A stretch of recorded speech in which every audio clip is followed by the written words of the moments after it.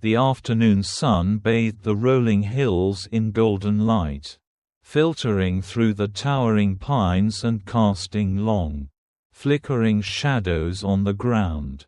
The air was crisp, carrying the scent of wildflowers and earth, the unmistakable perfume of the White Mountains. Laughter echoed through the valley, light and carefree, the sound of a child lost in the joy of the moment. Charlie Whitmore, 6 years old, her golden curls bouncing as she ran, was chasing her best friend, the ever-loyal Theo, a golden retriever with boundless energy and an even bigger heart. Her parents, William and Eleanor Whitmore, followed a short distance behind, their presence a constant but unobtrusive force. They were used to Charlie's enthusiasm, the way she seemed to absorb the world around her with wide eyes and fearless wonder. Their life in Boston was structured, predictable, and controlled. Out here, though, Charlie was untethered, her laughter as wild as the wind that danced through the trees. "Stay close, darling," Eleanor called, adjusting the sleeves of her cashmere sweater, though she knew it was likely in vain. Charlie was a force of nature, a child who belonged to the wide open spaces more than the polished marble halls of the Whitmore estate. "I am," Charlie called back, her small feet skipping across the uneven ground. Theo barked, wagging his tail, his gaze fixed on something just beyond the ridge. A squirrel, perhaps, a fluttering leaf. Whatever it was, it had caught his attention. And where Theo went, Charlie was sure to follow. She took a step forward, then another. The ground beneath her shifted, just slightly at first, a whisper of instability that barely registered in her young mind. Then, all at once, the earth gave way beneath her feet. For a moment, there was only air. Then the world turned upside down. The scream that tore from her throat was short-lived, swallowed by the wind as she tumbled down the embankment, the sky and trees blurring together in a dizzying whirl of color and sound. Branches scratched at her arms. Rocks tore at her clothes. But all she knew was the sensation of falling, of the breath stolen from her lungs, of the cold rush of fear flooding her tiny body. And then, darkness. The world above her carried on as if nothing had happened. Birds still chirped, leaves still rustled, the sun still shone. William and Eleanor had barely registered that their daughter was missing before Theo's frantic barking shattered the peace. The dog was at the edge of the embankment, paws scrabbling at the loose dirt, his body taut with alarm. Eleanor's heart stuttered in her chest. "Charlie?" No answer. A sharp spike of panic sliced through William as he rushed forward, dropping to his knees at the edge. His breath caught in his throat as he peered over. The slope was steep, treacherous, littered with rocks and tangled underbrush. "Charlie!" His voice thundered through the trees. But there was nothing, no rustling, no movement, no small voice calling back. Eleanor was already dialing for help, her fingers trembling as she pressed the phone to her ear. She didn't even realize she was crying until she tasted salt on her lips. The search began immediately. Within hours, rangers and volunteers flooded the mountainside, their voices echoing through the valley as they called her name. Helicopters circled overhead, their powerful lights sweeping the darkened forest long after the sun had disappeared beyond the horizon. William and Eleanor did not leave. They could not. Days passed. Then weeks.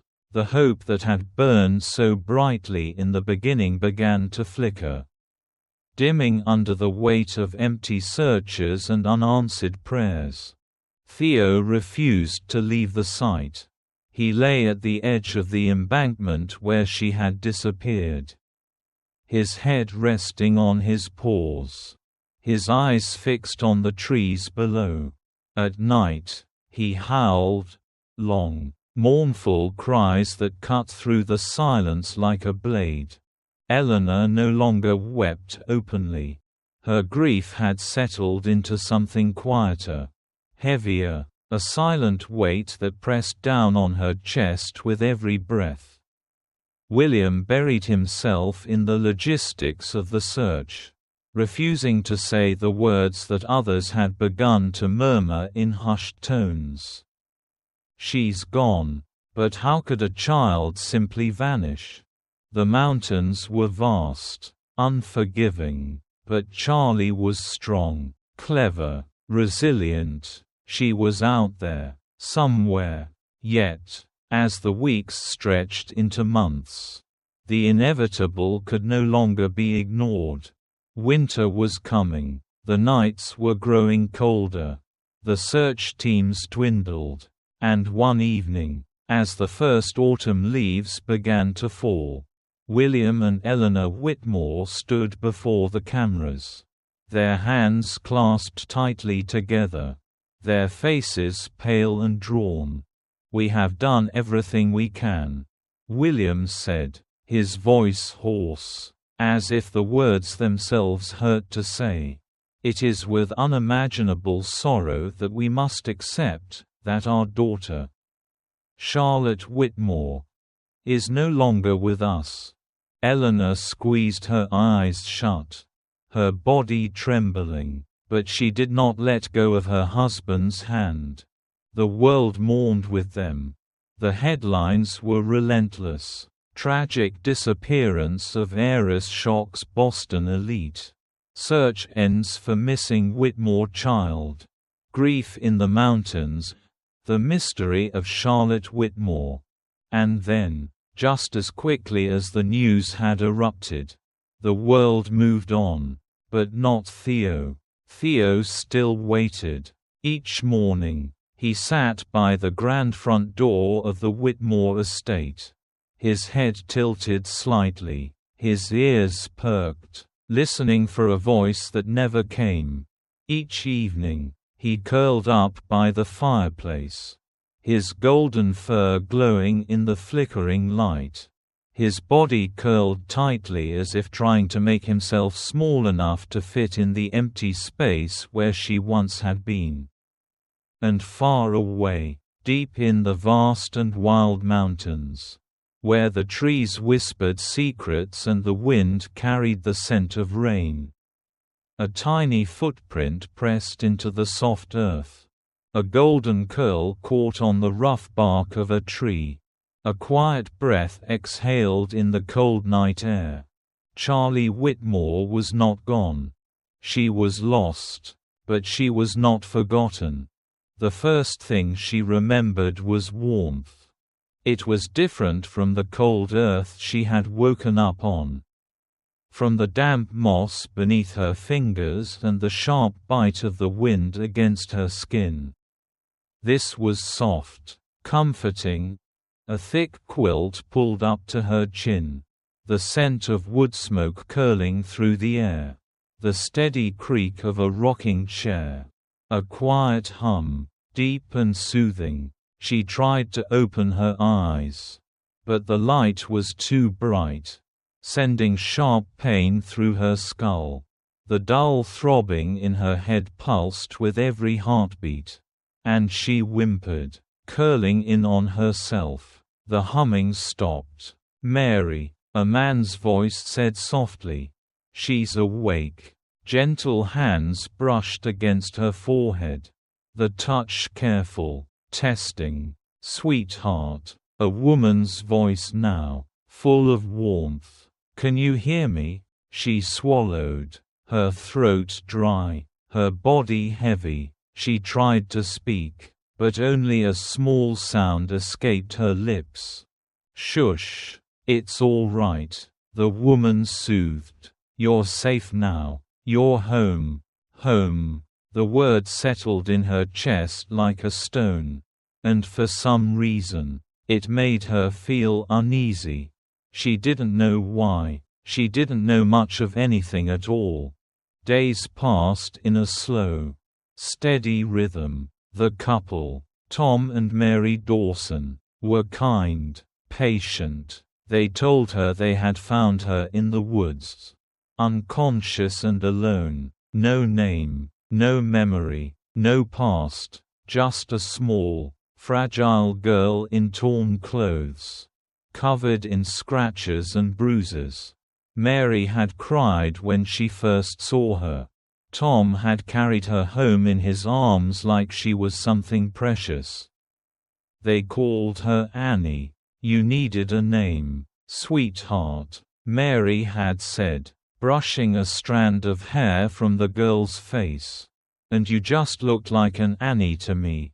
Annie. It didn't feel wrong, but it didn't feel right either. The days stretched into weeks. Then months. Annie learned the routine of her new life. How Tom would rise before the sun to chop firewood. How Mary always hummed when she cooked. How the little farmhouse smelled like cinnamon and fresh bread. It was a simple life. A good life. But something inside her always felt incomplete. Sometimes, when she closed her eyes at night, flashes of something else flickered behind her eyelids. A grand house, its windows glowing in the evening light. A woman's voice, soft and elegant. A man's laughter, deep and familiar. The distant sound of a piano. And, more often than anything else, a golden figure, blurred and shifting, as if just beyond reach. A dog. She could never quite see it clearly. But the image haunted her. The feeling of warm fur beneath her fingers. The sound of playful barking echoing in the back of her mind. She would wake with her heart pounding. Her fingers clenched into the sheets, as if trying to hold on to something that kept slipping through her grasp. "Bad dreams again?" Mary would ask gently, sitting on the edge of the bed, smoothing Annie's hair with motherly affection. "I don't know," Annie would whisper. "I think they're memories." Mary never pressured her to remember. "Your past will come back to you when it's ready," she would say. "Until then, you're safe, you're loved." And she was. She grew up in the small town where everyone knew everyone. People adored the Dawsons, who had always been kind and generous. And they welcomed Annie as their own. She learned to ride a bicycle on the dirt roads. She helped Tom in the garden, planting tomatoes and corn in the summer sun. She baked pies with Mary, her hands dusted with flour, her laughter bright and unburdened. But the feeling never went away. Sometimes, standing at the edge of the woods, she would feel it most strongly, that nagging sense of something missing. Something calling to her. The wind would rustle the trees in a way that made her heart ache. As if there were whispers in the leaves. Voices she almost recognized. One autumn afternoon, while helping Mary sort through an old trunk in the attic, Annie found something that made her breath catch in her throat. It was a book of old photographs, the edges worn with time. "Who's this?" she asked, pointing to a picture of Mary and Tom, much younger, standing in front of the house. That was when we first bought the farm," Mary said fondly. Annie flipped through the pages, smiling at the captured moments of their lives: birthdays, holidays, winter snowfalls, and then, tucked between 2 pages, something else, a newspaper clipping, yellowed with age. Her fingers trembled as she pulled it out. It was an old article. The headline read, "Heiress Charlotte Whitmore presumed dead after disappearance in White Mountains." Her heart slammed against her ribs. She read the words once, twice. The name meant nothing to her. But something inside her stirred. Deep and painful, like a wound reopening. "Mary," she whispered. "Who is this?" Mary's face paled as she took the clipping from Annie's shaking hands. Her lips pressed together, her eyes soft with something unreadable. "Just an old story," she said gently, "a sad one." But Annie couldn't look away. The article spoke of a little girl, lost in the mountains, a family who had searched endlessly, a father, a mother, devastated, the search that had lasted months. And then, the words that sent a chill down her spine: a beloved pet. A golden retriever named Theo has remained at the Whitmore estate, waiting for his little girl to come home. A dog, golden fur, warm, soft, safe. A memory slammed into her so hard she gasped. A pair of deep brown eyes, full of love. A wagging tail, paws thudding against a marble floor as he ran toward her. A name formed on her lips before she even realized she was saying it. Theo. Mary reached for her, but Annie pulled away, breathless, trembling. "I know him," she whispered. "I don't know how, but I do." Tears welled in Mary's eyes. "Annie, listen to me. That's not my name," she said. The words felt strange, foreign, but right, for the first time in years. She knew. "My name is Charlotte." The Whitmore estate had always been grand. But in the past 15 years, it had grown quieter. The once bustling halls, filled with laughter and music, now carried the weight of memories. And at the front door, where he had waited every day since the moment she disappeared, Theo lay, his golden fur now streaked with silver, his movements slower, but his heart unchanged. William and Eleanor Whitmore had aged too. Time had not been kind to them, their grief settling into their bones, leaving behind a heaviness that even the passage of years could not erase. They had tried to move on, to accept what the world had told them was the truth, that Charlotte was gone. But acceptance was different from forgetting, and forgetting was impossible. Theo never forgot. Every morning, he took his place by the door. Every evening, he lifted his head at the sound of footsteps, ears perking, waiting, hoping. When strangers passed, he would watch them, searching for something familiar. Sometimes, in the quiet hours of the night, he would rise and wander the house, as if looking for something just out of reach. One autumn morning, as golden leaves drifted across the estate grounds, Eleanor sat on the porch, watching Theo with quiet admiration. He was old now, slower in his steps, but his spirit remained untouched. He was more than just a dog. He was a keeper of memories, a living thread connecting them to the past. "Maybe it's time," William said gently, sitting beside her. Eleanor turned to him, eyebrows raised. A puppy, he clarified. Theo is getting older. Maybe it would do him some good to have company. Eleanor hesitated. The thought of bringing another dog into their home felt, in some way, like an acknowledgement of time moving forward, of change.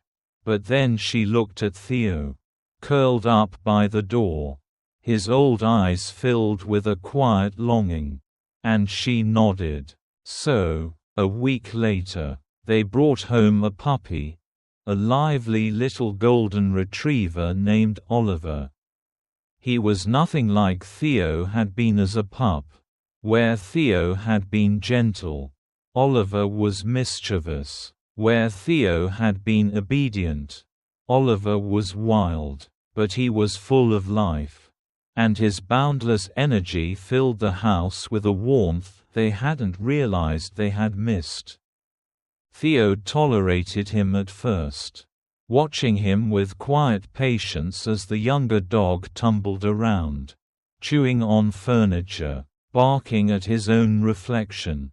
But then, something curious happened. One afternoon, as Oliver dug in the garden, tail wagging furiously, Theo suddenly became alert. His old eyes sharpened with focus, his ears twitching, slowly, as if guided by something deep in his memory. He rose to his feet and walked toward the hole Oliver had begun to dig. And then, he began to dig too. William and Eleanor watched in fascination as Theo, who rarely exerted himself these days, worked with determination, his paws pushing aside dirt with a purpose. It was not random. It was not play. Moments later, his mouth closed around something, and he lifted it from the ground, his tail wagging in a way it hadn't in years. A collar, worn, dirt-stained, but unmistakable. Eleanor gasped as she stepped forward, taking the old collar from Theo's mouth with trembling hands. This was Charlotte's, she whispered. It was small, faded with time, but the initials engraved on the metal tag were still visible. Theo, the very collar Charlotte had placed around his neck when he was just a puppy. Theo whined, nudging Eleanor's hand with his nose. His eyes filled with something almost pleading. He paced, his body tense with something neither of them could quite understand. That night, something changed. Theo began acting strangely, whining at odd moments, pacing the hallways, standing at the front door and barking at nothing. When Eleanor played the piano, a habit she had only recently returned to, he tilted his head, ears perking, then let out a low, mournful howl. But the strangest moment came when William sat down with his evening newspaper. Theo had never cared for newspapers before, but as William flipped through the pages, Theo suddenly stiffened, his nose twitching, and then, he barked. Loud, urgent, insistent. William frowned and lowered the paper. "What is it, boy?" Theo's paws scratched at the floor. His body taut, his gaze fixed on the open page. And then, William saw it. A photograph. A young woman from a small town featured in a local interest story. The article was nothing remarkable. Something about community service. A charity bake sale. But the face in the picture. William's heart stopped. Eleanor, drawn by the commotion, stepped beside him, peering over his shoulder, and for the first time in 15 years, she dared to believe in something impossible. Because the girl in the picture, with her golden hair and familiar eyes, Looked just like their Charlotte. Theo barked again, his old body trembling with something beyond excitement, beyond recognition, as if, at long last, he had found what he had been waiting for. The morning air was crisp as Eleanor Whitmore sat at the breakfast table. The newspaper spread out before her. The steam from her coffee curled in the soft autumn light. But she hardly noticed. Her eyes were fixed on a single photograph in the lower half of the page. Her breath catching in her throat. The article itself was unremarkable. Something about a small-town cafe and a young woman involved in a charity fundraiser. But the face was everything. It was Charlotte. Not as a child. Not as the 6-year-old girl who had once danced through their halls with boundless energy. But as a young woman. Yet, despite the years that had passed, despite the changes, Eleanor knew. A mother always knew. Her hands trembled as she traced the image with her fingertips. "William," she whispered, barely able to speak. "Look." William glanced up from his coffee, his brow furrowing as he took the paper. He read the article, his eyes moving quickly, then landing on the photograph. His breath left him in a rush. "It can't be," he murmured, but his voice lacked conviction. Eleanor's grip tightened on his arm. "It is." Across the room, Theo lay in his usual spot by the door, his old body still but alert. Eleanor looked at him, then back at William. "We have to go," she said. They left within the hour. Theo in the back seat of the car. His head lifted as if sensing something important was happening. The drive to the small town was quiet. Both of them lost in their thoughts. What if they were wrong? What if this girl was just someone who happened to resemble Charlotte? But what if they were right? The cafe was nestled on a quiet street corner. The sign above the door painted in soft blues and yellows. Through the large front window, they could see the morning crowd, a handful of locals chatting over coffee. A waitress moving between tables with practiced ease. And then, there she was. She moved with confidence, a warm smile on her lips as she set down a plate for an elderly man at the counter. Her hair, golden as the sunlight filtering through the window, was pulled back into a loose ponytail. Eleanor felt her heart stop. Before she could react, Theo did. The old dog, slow with age but suddenly filled with purpose, pushed against the car door as William opened it. The second his paws hit the ground, he took off. The bell above the cafe door jingled as Theo bounded inside, his nails clicking against the hardwood floor. "Hey, wait!" a startled voice called. But before anyone could stop him, Theo had reached her. Annie, Charlotte, turned just in time to see a golden blur rushing toward her. The dog's bark was sharp, urgent, full of something no one else in the room could understand. And then, before she could react, Theo pushed his head into her hands. His body pressed against her as if trying to melt into her skin. Annie froze. The cafe had gone silent, every customer turning to watch. But she didn't notice. Her fingers curled into Theo's fur instinctively, and a strange, overwhelming feeling washed over her, like déjà vu, like a memory just out of reach. Theo whined, his body shaking, his tail wagging so hard it thumped against the counter. Annie's heart pounded. She didn't know this dog. And yet, she did. She knew the texture of his fur, the warmth of his body against hers, the sound of his bark.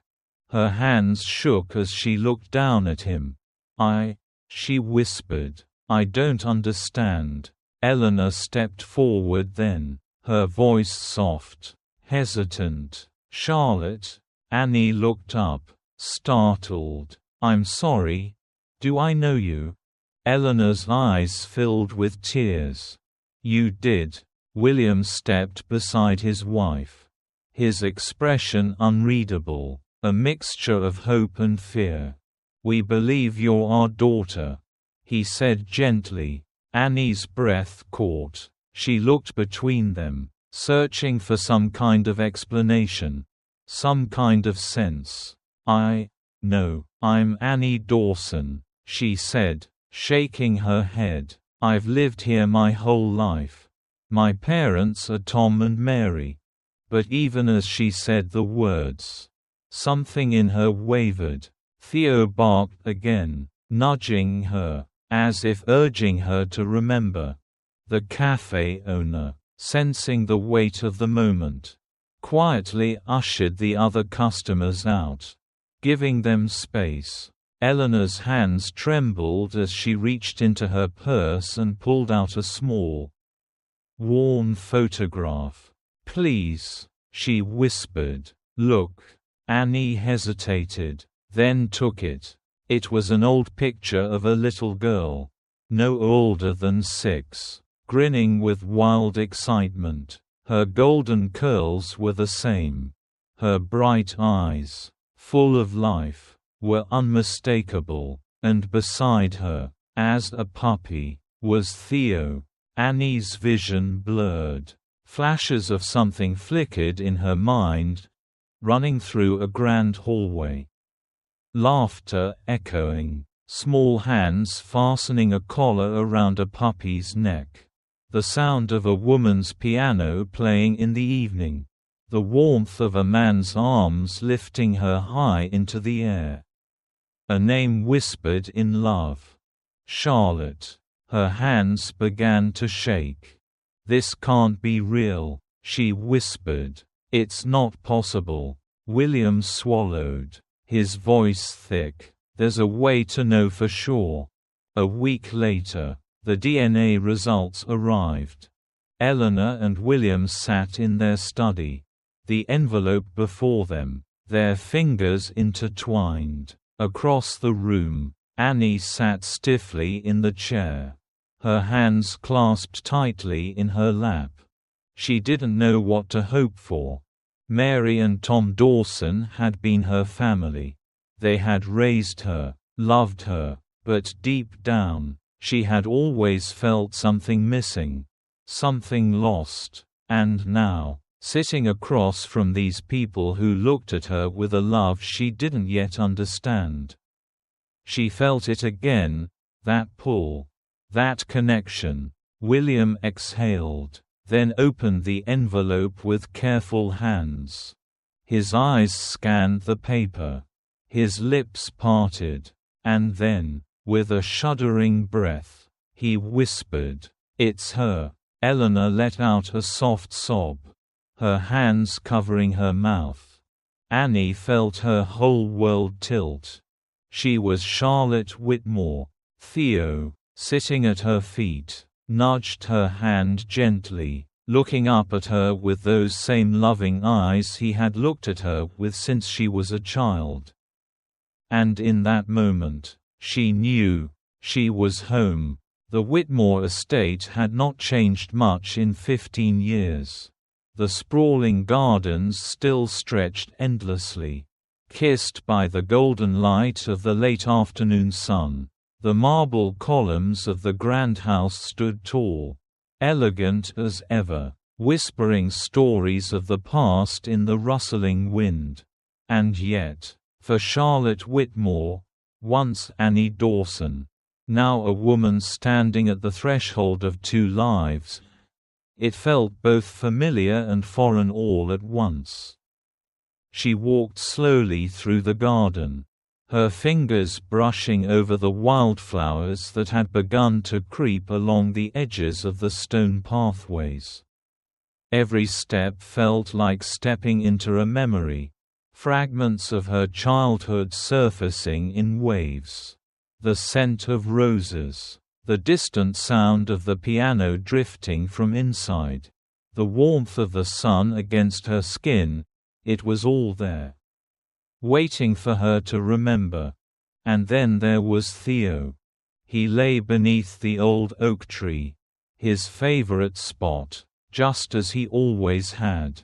His golden fur had faded with time, now streaked with silver, and his body, once strong and boundless with energy, moved slower, weighed down by the years. But when he saw her approach, his ears perked, and his tail thumped softly against the ground. Charlotte knelt beside him, her eyes misting with unshed tears as she reached out, running her fingers through his thick fur. He let out a low, contented sigh and nuzzled into her hand, just as he had done when she was a little girl. "You never gave up on me, did you?" she whispered, her voice trembling. Theo blinked up at her, his deep brown eyes filled with understanding. With something almost human, he had waited, through the passing seasons, through the endless nights, through the silence and grief. He had waited, and now, after all this time, she was here. A single tear slipped down her cheek as she reached into her pocket, pulling out something small, something worn with age but still whole. The collar. She turned it over in her hands, tracing the engraved name, Theo, and remembered the moment she had fastened it around his neck so many years ago. He had been just a puppy then, his oversized paws tripping over themselves, his eyes wide with excitement as he tumbled into her lap. She had loved him instantly, completely. And he had loved her in return. She swallowed hard and gently lifted the collar, fastening it around his neck once more. It fit differently now, looser, his frame thinner with age, but it still belonged to him. Just as he still belonged to her. "There," she murmured, "just like before." Theo let out a soft whine and pressed his head into her shoulder, as if to say yes. Just like before. Behind her, the house doors opened, and William and Eleanor stepped outside. They had given her space, understanding that coming home was as much about healing as it was about remembering. Their eyes were filled with patience, with quiet hope. She turned to them, her heart full. And for the first time in years, she felt whole. "This is home," she said softly. "It always was." Eleanor let out a quiet sob, her hand clutching William's as if to steady herself. They embraced her then, holding her close, as if afraid to let go again. And Charlotte let herself sink into the warmth of it, into the love that had never left. Even when she had forgotten. But as much as this was her home, she knew there was another place she belonged to. The Dawsons had been her family, just as much as the Whitmores were. They had loved her, raised her, given her a life full of kindness and joy. When she had told him the truth, Mary had wept, holding her so tightly that Charlotte thought she might never let go.